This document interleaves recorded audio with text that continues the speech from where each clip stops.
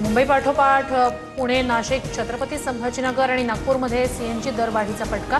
नाशिकमध्ये ₹1.35, पुण्यात ₹2.50 सीएनजी महाग, तर नागपूर आणि छत्रपती संभाजीनगरमध्ये सीएनजीच्या दरात प्रत्येकी ₹2ची वाढ। आता लवकरच लॉकडाऊन सारखे दिवस येतील। महिन्याभरात पेट्रोल ₹170 तर डिझेल ₹150 जाईल। पैसे गुंतवू नका, सुरक्षित ठेवा। काँग्रेस नेते विजय वडेट्टीवार यांच्याकडून सरकारवर टीका करत जनतेला आवाहन। राज्य सरकारनं वॅट आणि सरचार्ज रद्द केल्यास इंधनाचे दर कमी होऊ शकतात। वाहतूक, शेती आणि उद्योग क्षेत्रालाही मोठा दिलासा मिळेल। जयंत पाटील यांची मुख्यमंत्र्यांकडे मागणी।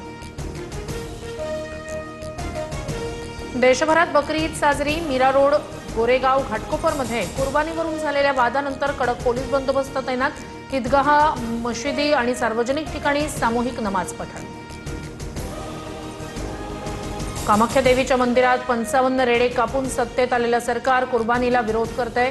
संजय राऊत यांचा हल्लाबोल, तर जनतेनं उबाठा गटाचा बळी घेतल्यानंच महायुती सरकार सत्तेत। नवनाथ बन यांचं प्रत्युत्तर। पुण्यातील सारसबाग आज आणि उद्या बंद। पुण्यातील जमावबंदीच्या आदेशामुळे निर्णय।